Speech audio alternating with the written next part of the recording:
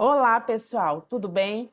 Meu nome é Daniele Ximenes, professora de língua portuguesa. Na aula de hoje de literatura falaremos sobre Augusto dos Anjos.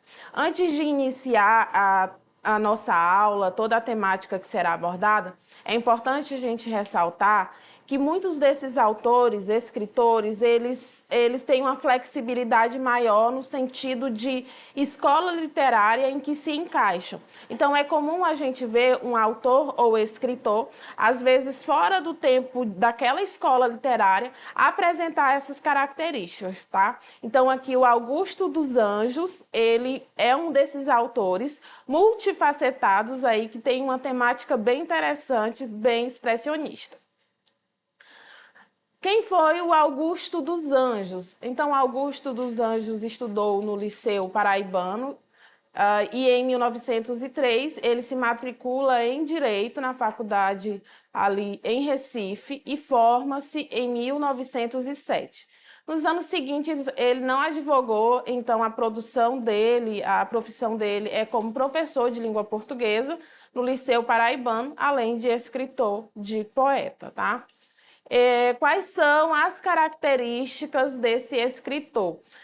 Como eu já fiz essa ênfase no início, a classificação, a qual período, a qual escola literária ele se encaixa é um pouquinho difícil de dizer ao certo. No entanto, ele tem algumas características aí parnasianas, classicistas, não classicistas, mas como eu poderia dizer, são características de vanguarda europeia, expressionista, levando em consideração aspectos ali da sua produção, tá?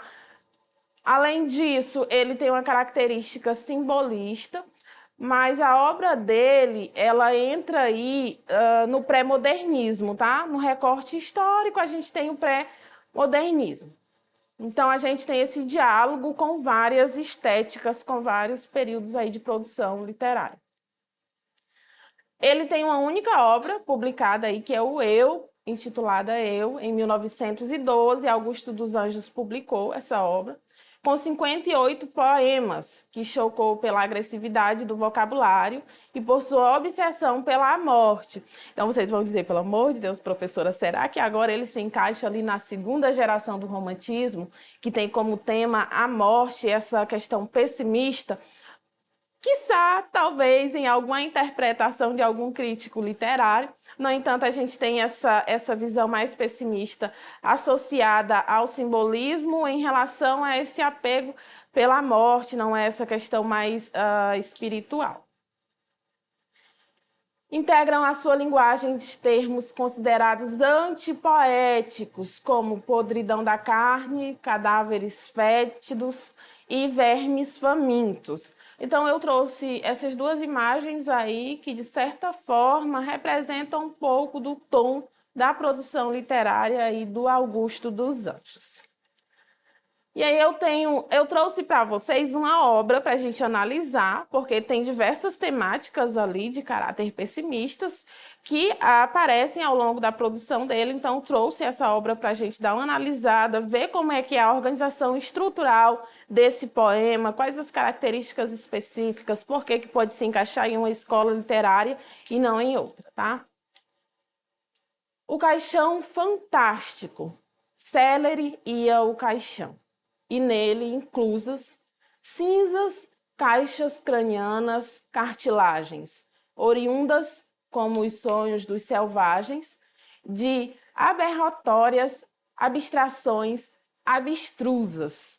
Nesse caixão iam talvez as musas, talvez meu pai, hofmânicas visagens, enchiam meu encéfalo de imagens, as mais contraditórias e confusas. Então, aqui, pessoal, nessa primeira estrofe, a gente observa rimas interpoladas em que O primeiro verso, ele rima com o último e o segundo com o terceiro, então a gente tem ABBA, tá? A gente tem outra característica que são aliterações, que inclusive com a dicção da professora. O que é aliteração? É a repetição de sons consonantais, então, consonantais, perdão. Então a gente tem isso muito presente nos trava-línguas, tá? Então ele utiliza desse recurso para a construção do poema. A energia monista do mundo, à meia-noite, penetrava fundo no meu fenomenal cérebro cheio. Era tarde, fazia muito frio.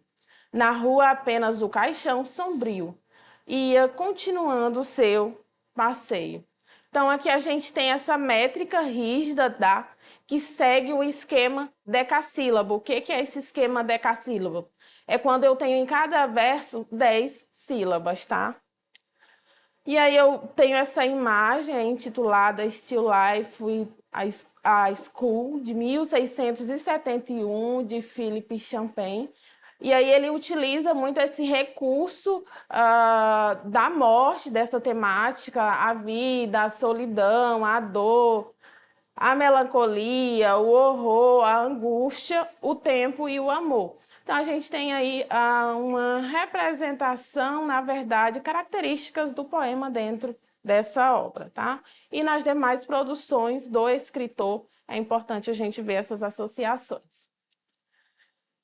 Eu tenho outro, intitulado Saudade, que diz assim: hoje que a mágoa me apunhala o seio, e o coração me rasga atroz, imensa, eu a bendigo da descrença em meio, porque eu hoje só vivo da descrença.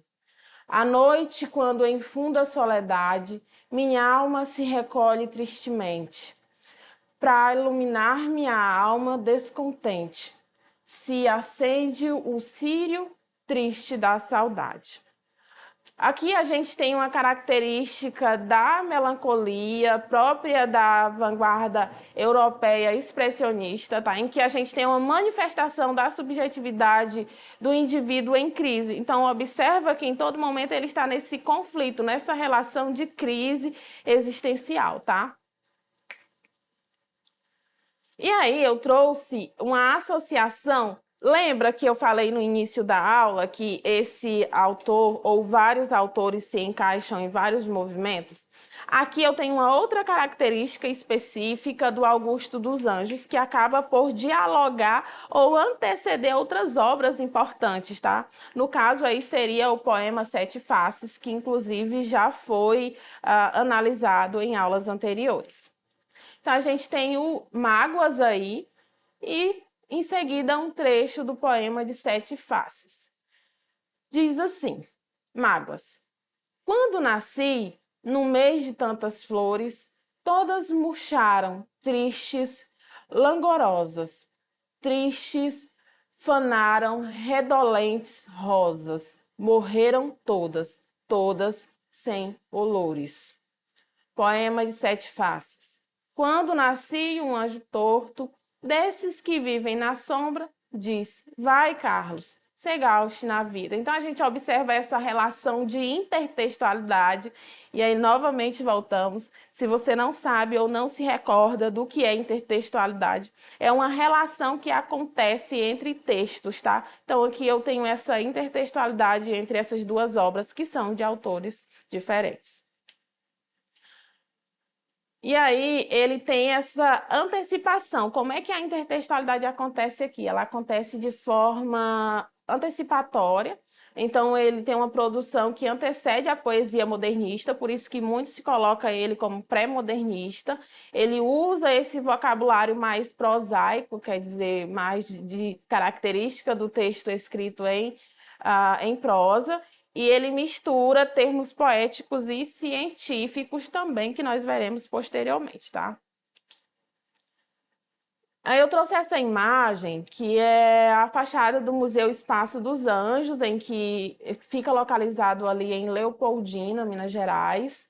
e a última residência do poeta e traz aí algumas... É aberto para visitação, é um local utilizado para eventos artísticos e culturais, como sarau literários. Lá e vem a professora, né? Nem guia turística, nem nada, não é? Mas é importante que a gente saiba que algum desses autores ou escritores têm importância, servem de amparo, servem de apoio, na verdade, de produção de outras obras de autores, escritores futuros. E aí eu trouxe essa questão para vocês, essa questão do livro A Prova Enem, da segunda série do ensino médio, pessoal. Encontra-se lá na página 14 e 15, é a questão 3. Então, se você estiver com o livro em mãos, abra, acompanhe a leitura comigo a partir do seu livro. Se não, continua fazendo a leitura aqui na tela. Vamos lá? Psicologia de um vencido. Eu, filho do carbono e do amoníaco, monstro de escuridão e rutilância, sofro desde a epigênese da infância, a influência má dos signos do zodíaco. Então, a gente observa aqui nessa primeira estrofe, pessoal, a inserção de símbolos aí da química, né? O carbono, o amoníaco, a gente vai ter outras características que são importantes para quando chegarmos aí na análise da nossa questão.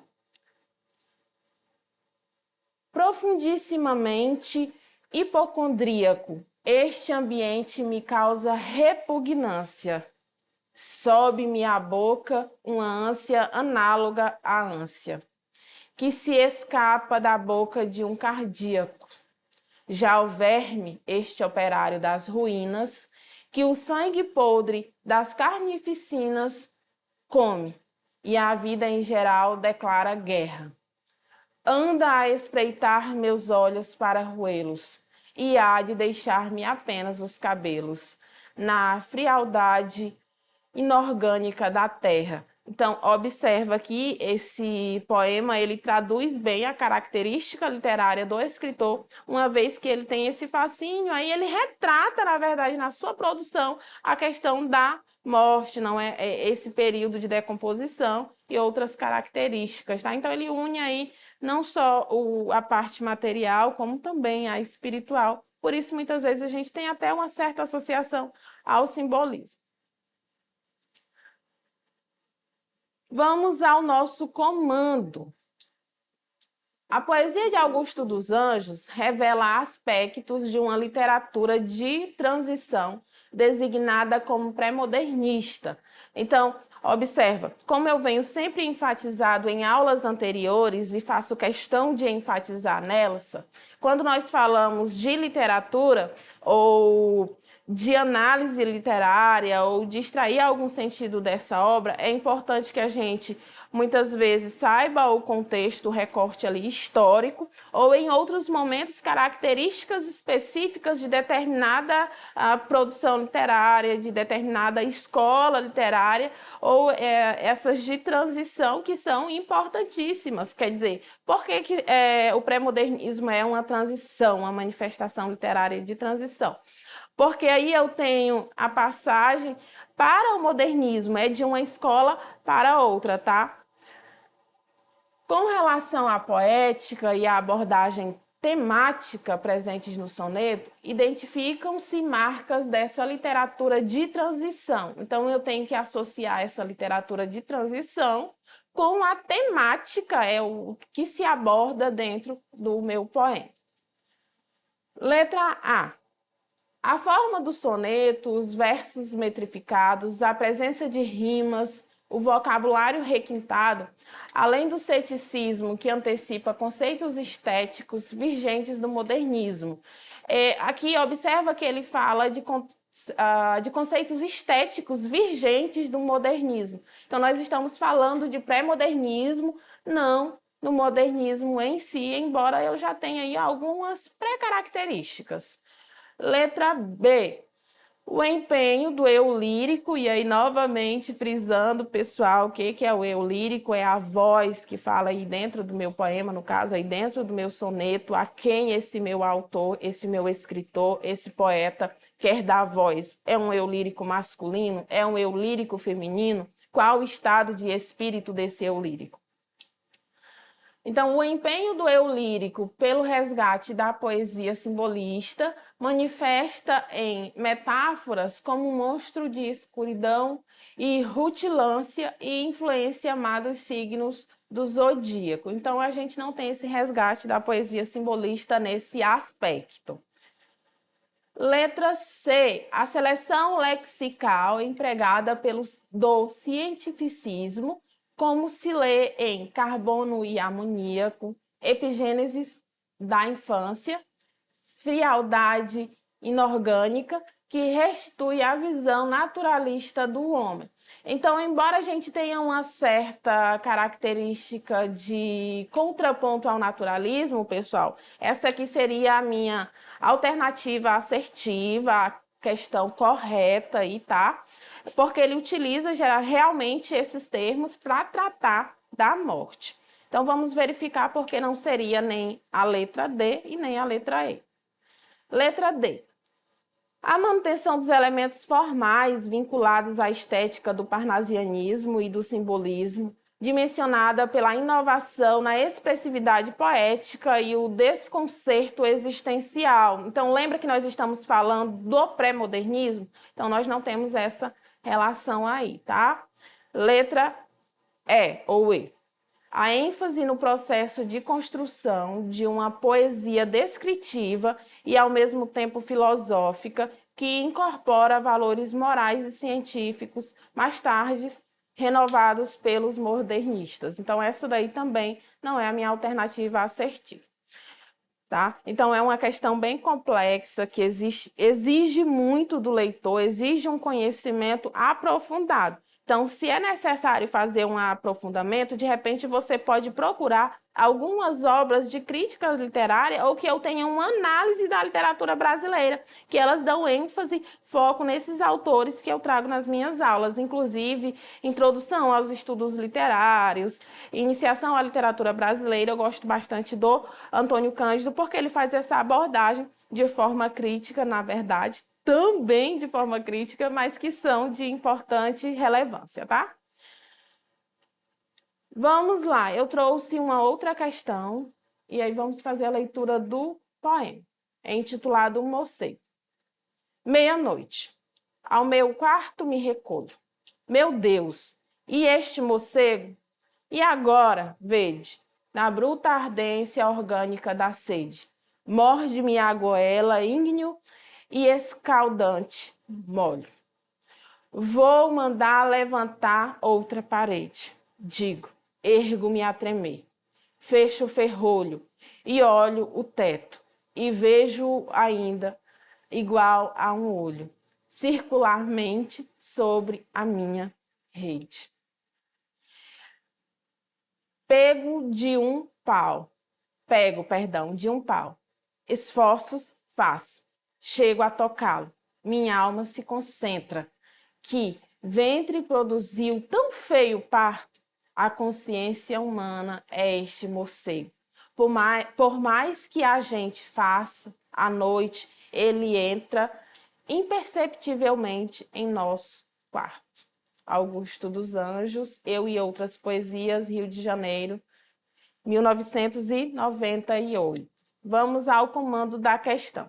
Então, lá na outra questão, eu tinha a associação do pré-modernismo, a temática abordada dentro dela. Aqui, a gente já tem associada às escolas literárias em si. Ah, mas a gente não estuda mais literatura, levando em consideração o aspecto, a cronologia dessas produções. A gente estuda, só que leva-se em consideração o estudo da literatura de forma contextualizada, diluída, segundo a Base Nacional Comum Curricular, segundo a reforma do novo ensino médio e algumas outras características específicas.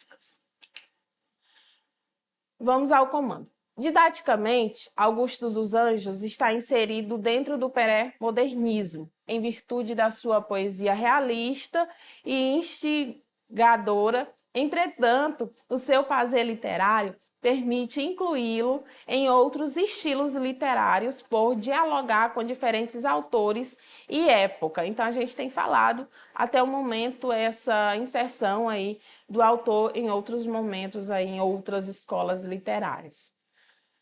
Letra A obra anterior tem característica do realismo, retrata a sociedade com foco nas instituições e na hipocrisia das relações sociais. Não é assim que aparece na produção. Letra B, romantismo, que trata a vida com pessimismo e a morte como solução, a exemplo de Álvares de Azevedo. Inclusive, é uma temática de outras produções do autor, mas não nessa. Letra C, naturalismo, revela o lado instintivo e impulsivo das atitudes humanas. Inclusive, a gente tem uma certa oposição do autor nessa produção. Letra D, arcadismo, porque explora a construção lógica e racional do poema, sendo o soneto sua forma preferida. E letra E ou E, barroco, porque mostra a dualidade tensional em que vive o homem, dividido entre a razão e a emoção. Portanto, é isso que transparece na produção literária e a gente tem uma associação do autor com características do barroco. E aí, gostou da aula de hoje? Achou a temática complexa? Quer rever essa aula? Você pode acessar as nossas plataformas. Até a próxima!